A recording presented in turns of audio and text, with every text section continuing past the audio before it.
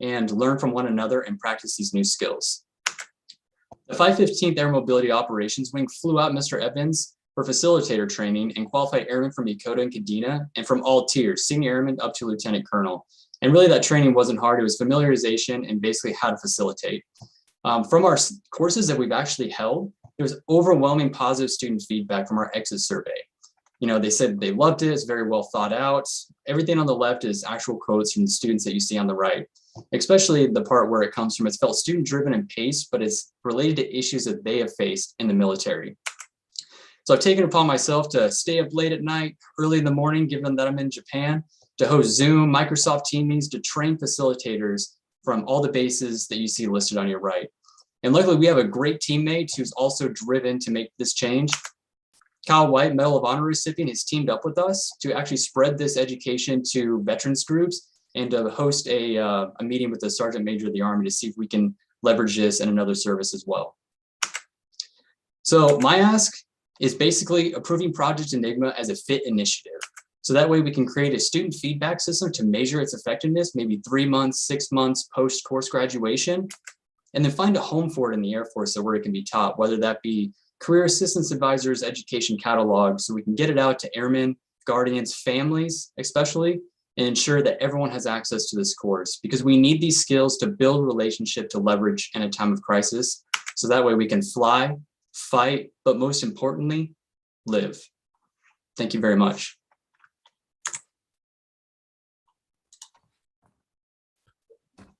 Thank you, Brett. Thank you, Brett.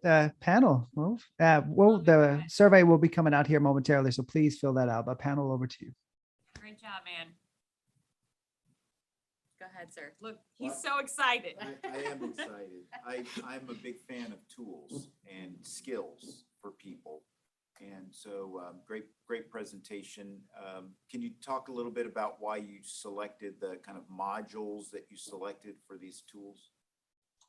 Yeah, we used the data that we got from the students to basically see like what they were missing. And so when we partnered with a private industry, we said, hey, what can we leverage on the outside that talks about these skills like emotional intelligence, which is never talked about or taught?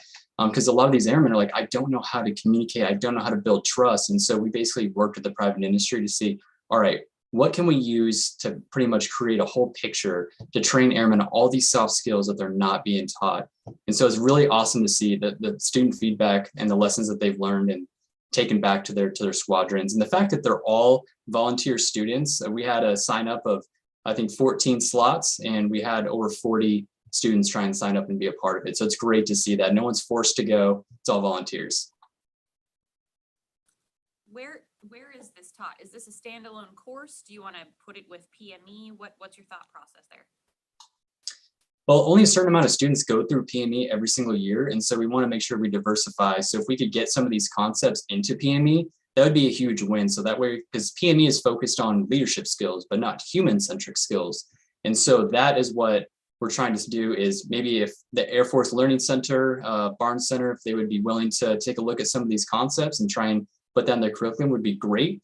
But we want to spread and diversify where the course is held between CAAs, leverage the MRTs and the RTAs. We have over 3,000.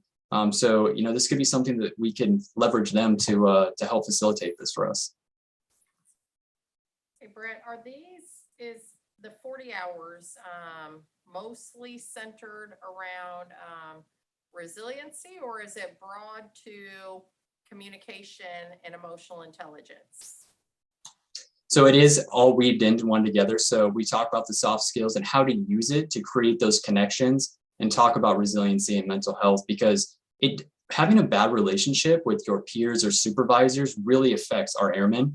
And in that data that we got, a lot of the students in there said that it's affecting their mental health, that they have to, live with toxic leadership and they don't know how to communicate upwards or sideways. And so it's all woven together. It's a communication course that teaches these skills, but we do drive it in the fact that the intent is to create relationships that you can leverage to teach you how to communicate, because we all need one another in a time of crisis. But it's also great to exercise this stuff to foster great relationships. So that's pretty much all it contains. So I'm a big fan. I feel like you and your team outlined this, great. in a way that I can understand. And I appreciate that you outlined your ask, right? Like, we think that this should be a FIT initiative. I would probably argue yes. And then as you're going into step 2, which is measuring the effectiveness, I think that's extremely important to figuring out if we can then kind of, include this into our continuum of learning, which is easy peasy. We just need to figure out the effectiveness piece. And so if this is effective, that's a no brainer. And so I would say that this is one of those go-dos that's already done. You already have a curriculum. And this is goodness again for any organization. Leaders are just going to want to know before they, roll out and push their folks to something for 40 hours. Is this something that they're going to get something back? And then again, how do we push? My natural reaction is always, again, how do we push this, widely? I don't get excited, when one person in the squadron has those skills. I feel like these are people skills that everybody has to start to get. And so how do we get this more broadly? I'm excited for it. We can easily, once we start to understand that effectiveness, we can easily push this into the gaps of education. For our enlisted members, at best, you may have 90 days of PME, 95 days of PME. If you're an active duty, airman, at best, that's not a lot. So what we're trying to do is include another week that we have to get after. And again, I'm a big fan because this isn't just resiliency. This should always be in our DNA. It was interesting to me, a few years ago when crucial conversations started becoming the buzzword. And I'm like, man, why is this the buzzword? Because we should be having crucial conversations all the time. That should be part of our battle rhythm. So we have to teach this, and earlier than later is better. So I would say, go do. Like, this is great. Hey, GC, I know you're about to take us out of here real quick, but hey, one quick plug. Hey, team, this is y'all tracking. So Britt Kaiser, he is one of our team leads on our education and training initiative team. And they've already been plugged in with the Barnes Center, Air University. They've been grinding. So I want to make sure y'all know Brett got some street cred. He's already been in the trenches, grinding with FIT, getting after these things. So appreciate it. All right, GC, take it away, sir. Perfect. All right, team. Brett, man, thank you so much, dude. Yeah, street cred for sure. I've heard your name too many times, so many times. So great presentation. Do we have any open source feedback? I know we got some stuff in the chat. What do you want to give Brett Weiss here for the 5 minutes that we got him for? Hey, GC, I'm just going to pop in real quick. Brett, I'm going to bring this next slide up, and I'm going to ask everyone to take about 15 seconds and let it wash over. When I hover over the rows, you'll see the numbers. Stand by.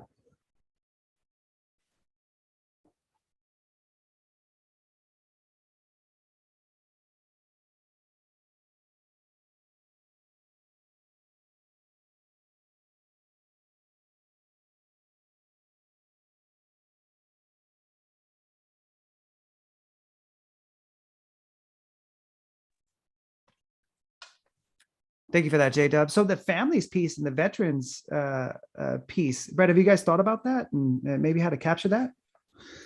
Yeah, so we talked with our teammate Kyle White, and we can easily edit this course and all the curriculum to take the word, airman out and replace it with, family members. It's that easy. That's how broad the lessons are, and it's skills that family members and veterans and everyone can use because we want to be inclusive and get everyone on the spectrum trained. And just a quick plug: if anyone wants to be a facilitator, shoot me a note, and I can hold max facilitator training. We can spread it even further. Perfect. Kat, you got your hand up. What's going on, sir? Brett, I want to posture you for something. You did amazing. You've got amazing presence and how you're bringing up there. Pickle supports you every day, all day. One thing I would want to ask that what I have always seen that you've taken this to the next level, what makes you different from everybody else? Can you kind of let everybody know and what you've harnessed and what is one of the tenets and principles you bring to the table for your program now and what you've done? Yeah, so basically just being empowered, like you can make the change to put in the work for it, but using that design thinking skills and showing like who your stakeholders are, how you scale it and everything has been instrumental to this program, because there's so many good programs that are currently out there, but it's siloed and maybe only inclusive of just one base. So I guess that's what's helped out a lot is design warfare and the looking at the whole picture and how to scale this across the Air Force. Thanks, brother. I love that you guys are taught by your airmen, for airmen, no outside sources. It's all airmen leading the charge and feeling empowered over and over. You guys are self-feeding. It's beautiful to watch.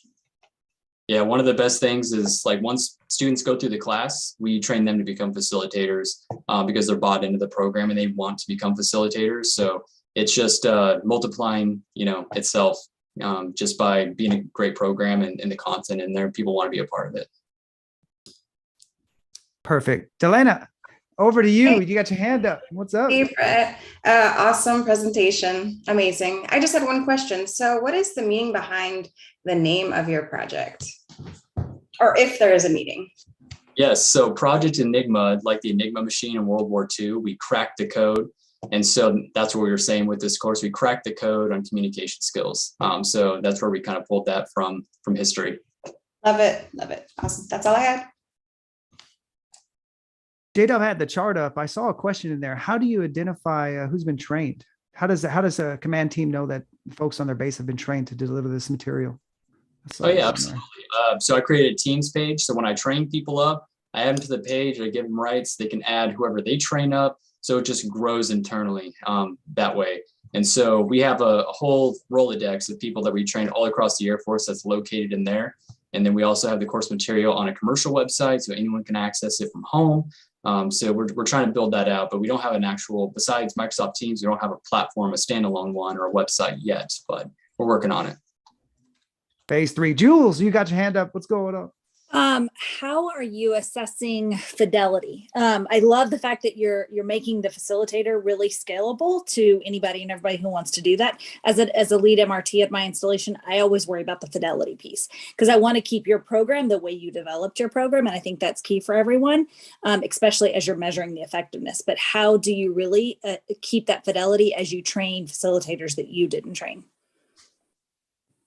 Yeah, that's a great question. So honestly, the material is made, so it's all breakout exercises and group discussions. So it's really about, the only thing you need to do as a facilitator is ask open-ended questions to get the discussion going. And honestly, the discussion goes so long that you have to cut it off to keep moving along because airmen love talking about all the skills, their experiences and everything. Perfect. Perfect. We're right on time. I love it.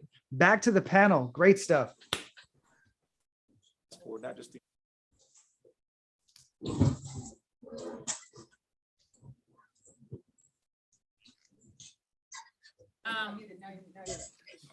Great job, man. Thank you.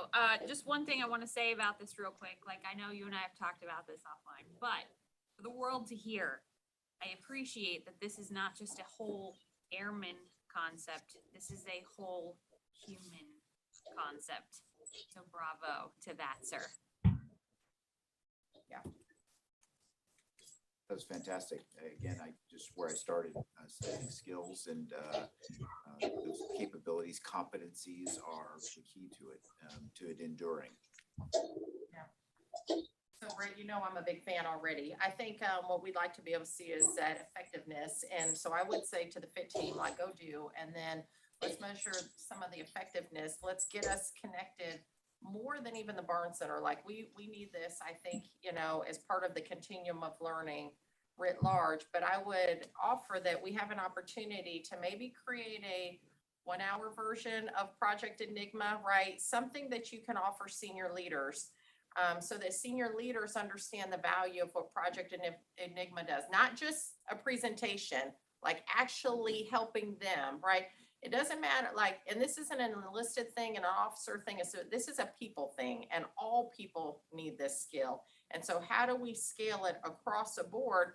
And while we can start to infuse this, and touch all of the folks who are coming in the Air Force, I mean, we still have populations that need these soft skills to include our senior leaders at the squadron level, at the group level, wing level, and so on with the Space Force too. So I think if you can figure out how to create maybe a 1-hour version of something to fill people and give them something, we can figure out a way how to get you into the command courses at the MAGCOMs and or wing command courses that will start again next January, where we can touch every brand new wing commander, wing command chief, group commander, and group chief that's gonna, hit our formations.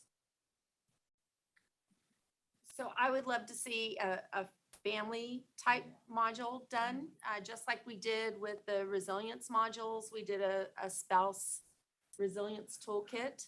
And it was spouses that came in and took the modules that we learned as an MRT and kind of translated them a little bit.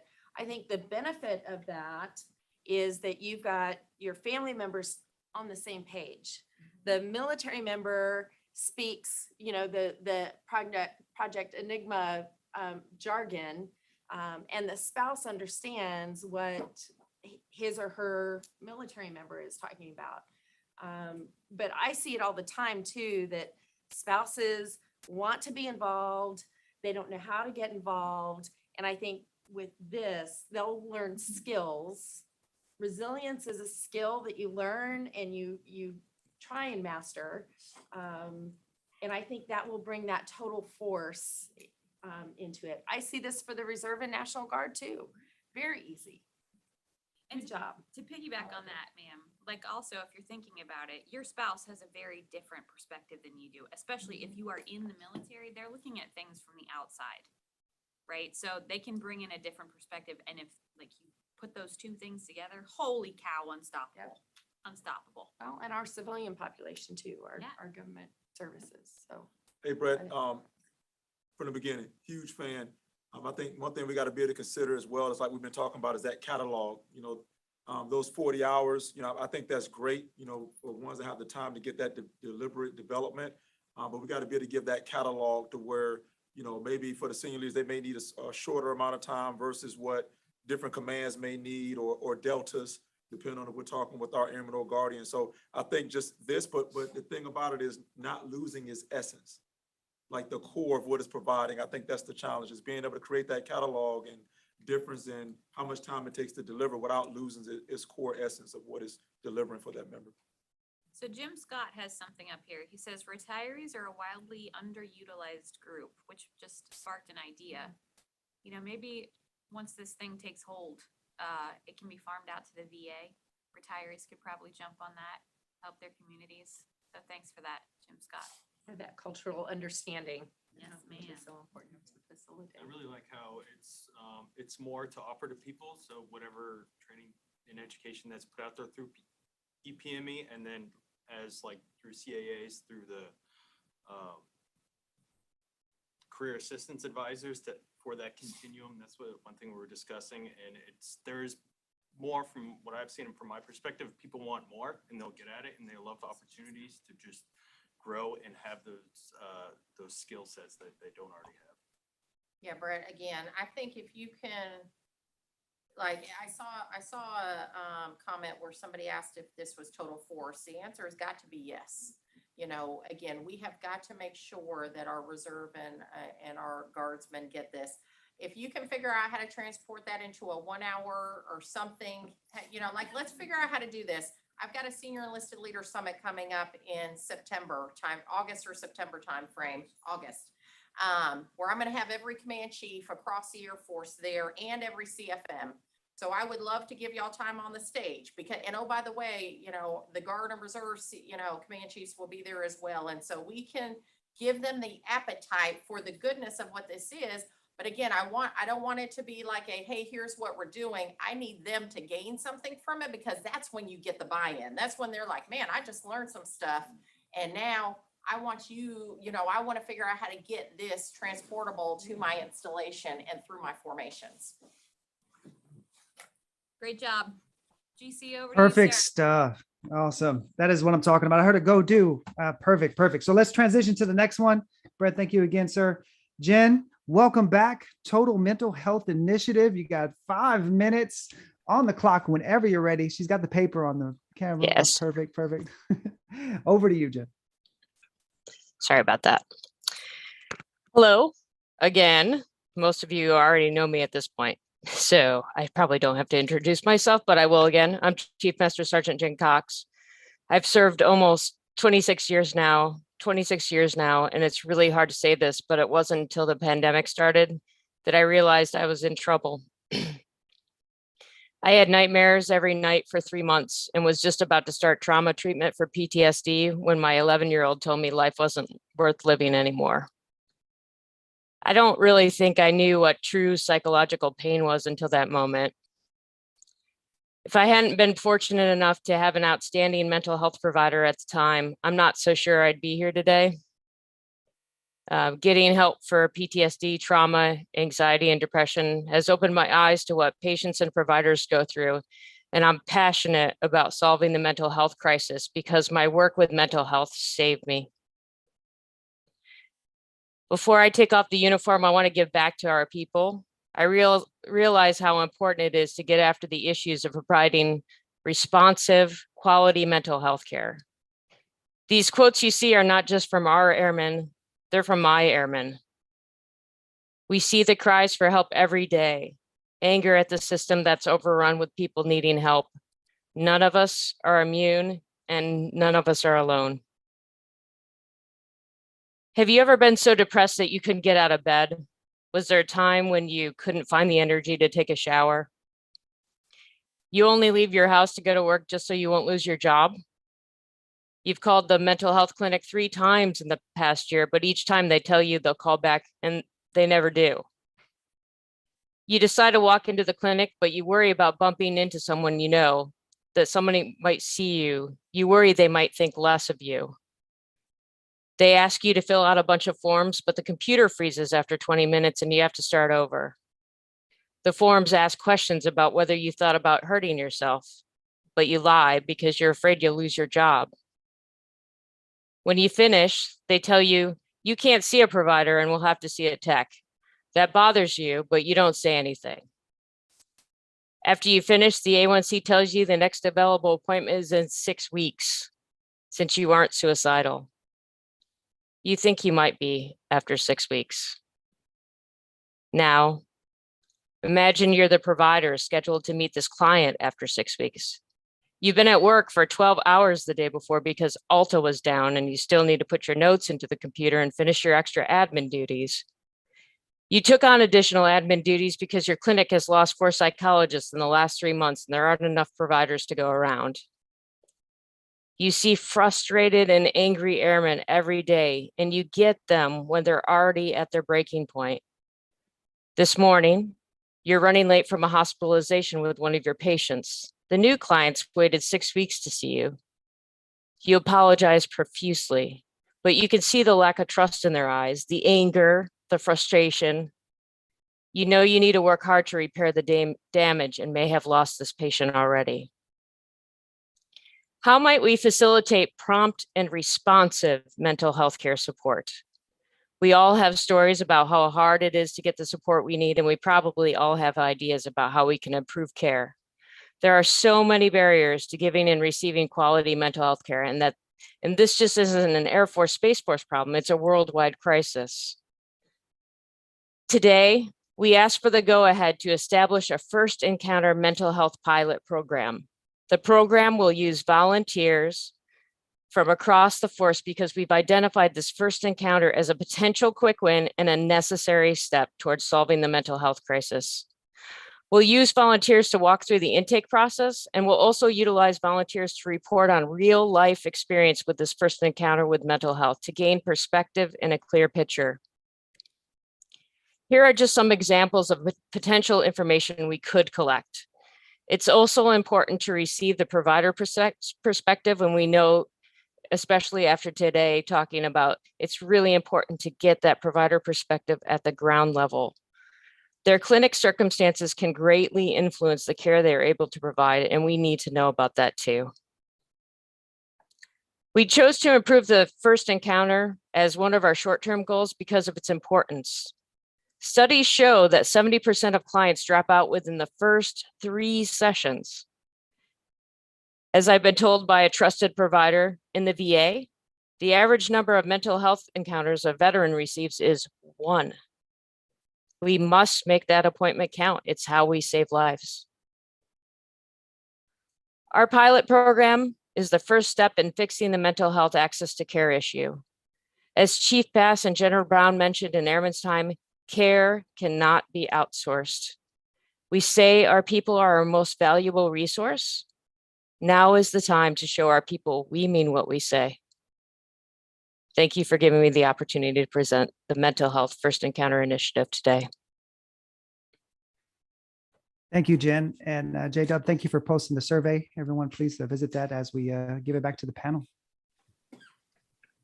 Jen, that was powerful. That was powerful. Thank you so much. And our hearts go out to you for sharing your story. Hey, Jen, thank you. Can we go back to that slide? I want to make sure I understand the pilot program and what we're asking. Okay. Or you can walk me through it. I just want to understand. I think it was the first one talking about the sprint. Establish. Yep. Oh, yeah. Yes. Retrospective mental health client perspective rollout. So what are we looking to do here on the pilot program? So we want to partner with mental health. We want to collect data on that first encounter. So when I was talking about the retrospective, we want to collect data. So we want to know what that first experience is like, because we know there are barriers to mental health. Like even getting in the door and feeling comfortable in the waiting room is a barrier. So we want to be able to look at the experience, that first experience, because we know that a lot of people won't go back, and make sure that it's quality, that they've received the care they need. And that it's consistent with standards of care across the Air Force. So for instance, there are different programs where there's teaching programs. I'll take JBA, for instance. They have an excellent intake process that they've honed and used. So by looking at different bases, using squadron volunteers from different MAGCOMs, we can find out, are we being consistent? Is there one base that has a better program than another?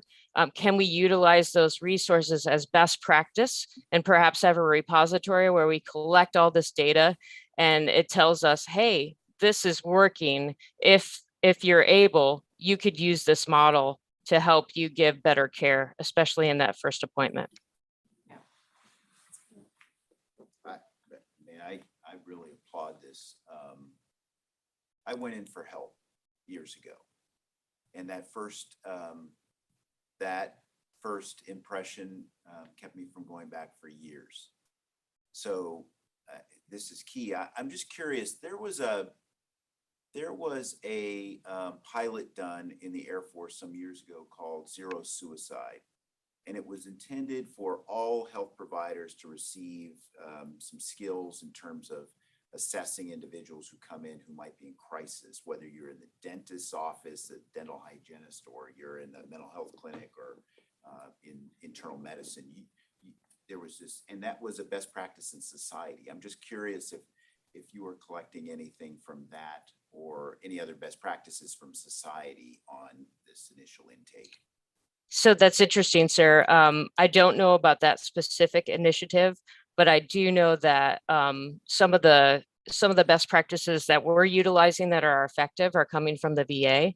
So I think we have a lot to learn from general society, and we would definitely want to take a look at that.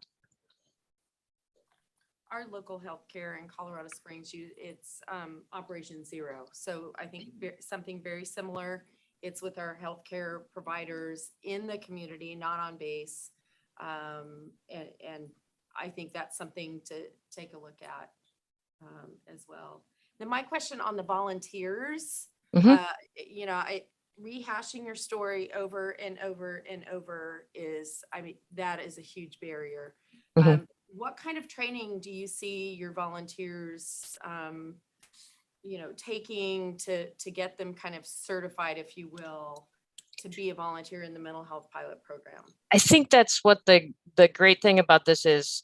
We wouldn't be asking anybody to disclose personal health information or things that would be very difficult for people to talk about. So we're not counselors, and we don't intend to take the place of counselors. We would, for that volunteer step where we're walking someone through an intake, it's just a scenario where, somebody presents with a problem and we walk through and see what steps they take and how they care for someone and how they would evaluate and decide on treatment and, what was the duration of treatment?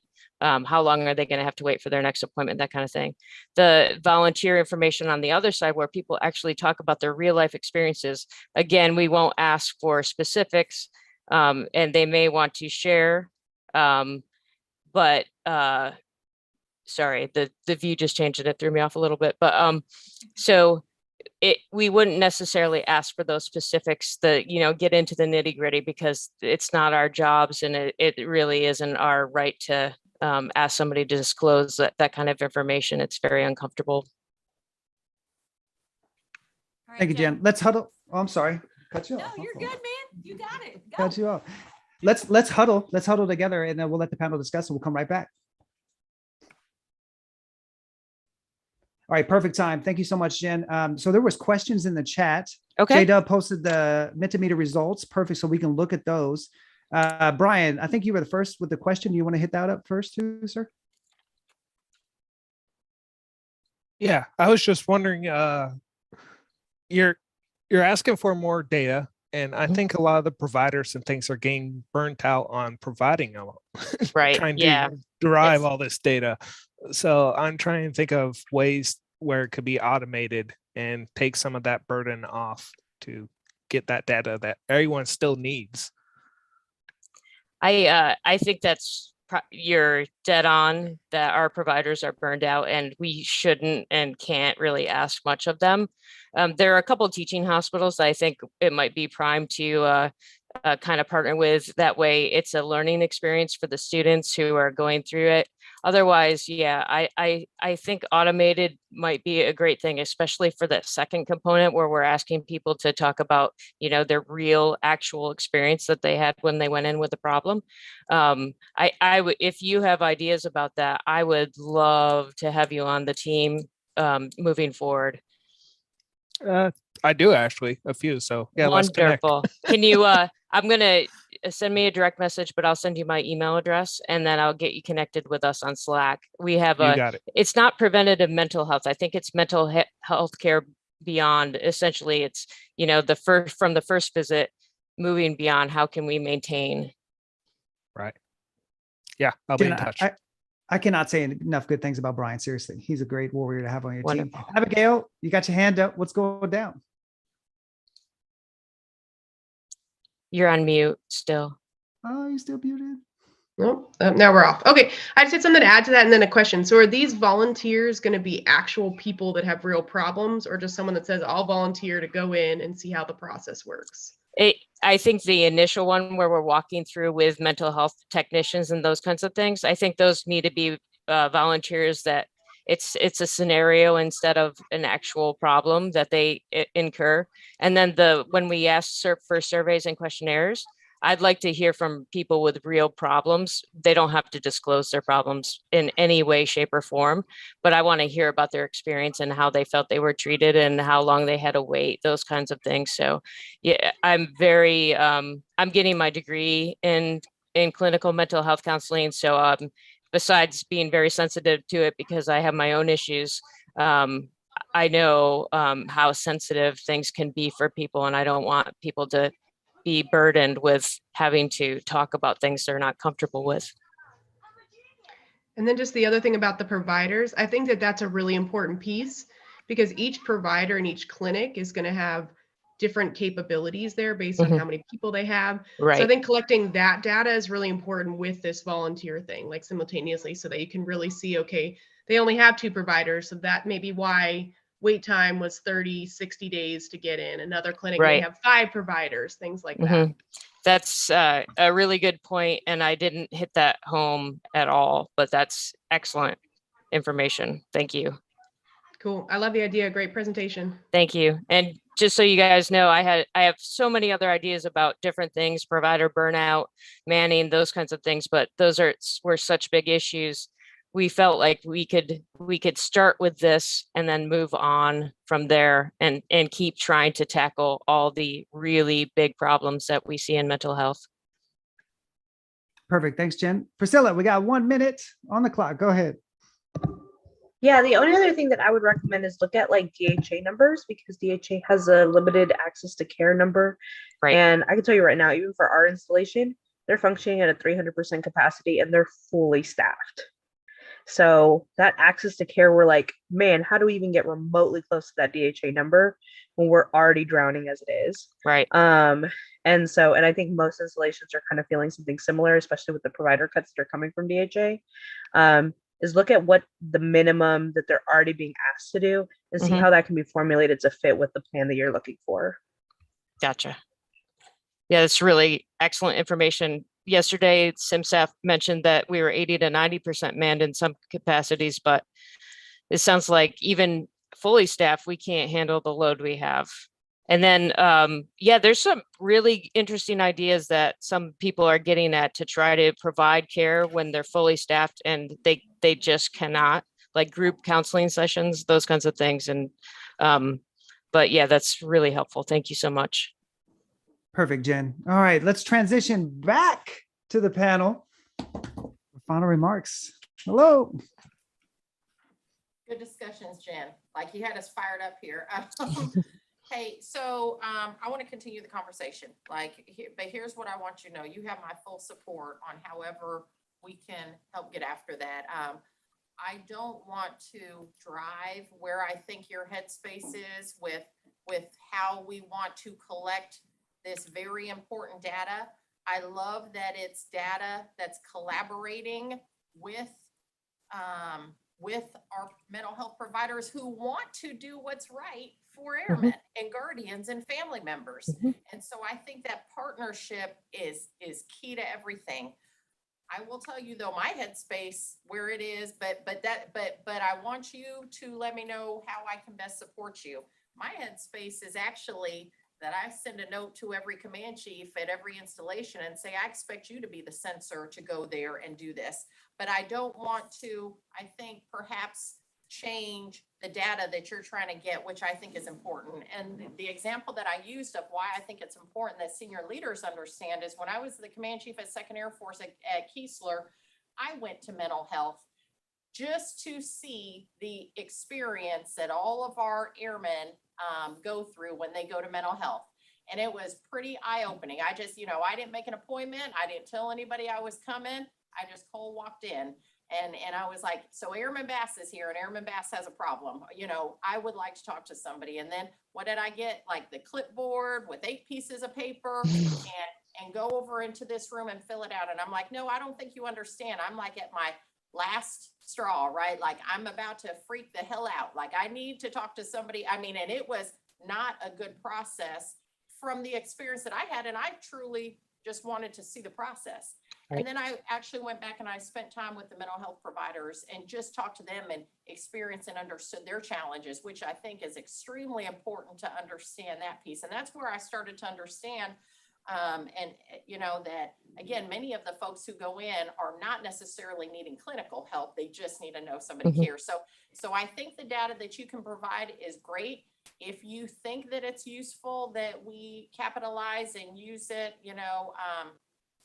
and drive it from a more senior level, let me know. If you need my support, being able to get the support of our senior leaders to empower some of our, more junior airmen or any airman or guardian or family member to be able to go get this, let me know what you need. Let's keep the discussion. I want to push this sooner than later. This is important. Wonderful. Thank you. I like the idea of our senior leaders really understanding what it's like to go there. One of the providers mentioned to me, she really appreciates when we wear our uniform there and that we're not just in a ball cap, with jeans and a hoodie on, that we're showing our airmen that this is important and it's a priority for us as well as them. I do like having our command chiefs go. I also think there's value in getting some of our younger airmen in to let them be part of the process so they know that we're working hard to try to take care of them. And you mentioned something really important, and we were talking about this in the small groups, is that, the providers can't take care of us if we're not taking care of them first. And so that's why we need the data from their side too. We need to know all the constraints that they have that make it really difficult for them to provide the excellent care they want to give us. So I'm just so excited. This is one of many ideas we have on the team about how to fix this problem, but it's such a large problem that we wanted to find something that we could do that would make a concrete difference right away instead of taking too much time. I think it's some parts of this are low hanging fruit. I think the other one is that leadership matters, and really want to lower stigma. Leaders got to be involved because they will set the tone that eventually will actually lower stigma. So I really applaud that idea, Chief. Thank you. Jen, I've got an AFSO plan next week. Our Air Force Senior Enlisted Leader Council next week, Megan. I would love for you to brief us this very same thing, but now you'll have some space to be able to talk and think about how we want to go about doing this. So I'd love for you to brief that team. I'll have my team sync up with you. So you'll brief every MAJCOM command chief so that we can understand how we need to best support you in this. Thank you, ma'am. Perfect. Jen, thank you so very much. Panel, thank you so very much. I know we're not done here today, people, for real. The morning session will continue here in a moment, but first I know Chief Bass has to slip away. So Chief, any final words you have before you leave us this morning? Again, I'm going to close it out with thanks. Like, thanks to everybody for dedicating their time for this, to all of the folks that have really been thoughtful and initiatives that can help the total force. Like, they're all a win. And so thanks for that. I mean, you guys have me fired up. I'm like, I don't know what I'm ready to do. I'm about to go to like the Armed Forces place in Fort Belvoir, and I don't know what my team has next for me, but I'm just fired up and motivated just again, because you guys are. And so thanks for leading the charge. Thanks for what you're doing. To just make us better. I think Chief Toberman is going to close us out later this afternoon. Again, this is ongoing conversation. This isn't like one and done stuff. If helping to fortify the force, if helping to build wellness and resiliency was easy, like we would have done it, 70 something years ago. It was interesting. I was having a conversation with a retired chief who retired back in like 1980. And I was having coffee with him, and he asked me, how are suicides in the Air Force? And I was like, not great, and I'm like, here's the challenges we have. And I said, how were they when you were in? And he said the same thing, not great. So this isn't easy stuff, and there's not a one magic pill. It's going to take all of the things that you're talking about, and it's going to take all of us to really help get after this, to get to an ideal state where we can be our best selves, or we talked about with Matter, like to be your awesome self. So thanks for everything that you're doing. I look forward to seeing y'all soon. And with that, I'll be out of here and leave it with this great panel here. Cool. Thank you, Chief. Thank you, friends. Thank you, everyone, for being here. We are going to take about a 10-second little activity. Everyone click that chat icon on the lower part of your Zoom screen. And what I'm asking you to do is to one word at a time. You've got 10 seconds. I just want you to put words of what you're feeling, what you're thinking, and what you're dreaming. About 8 more seconds. What words are you feeling? Are you thinking? Are you dreaming? Let's drop those in chat.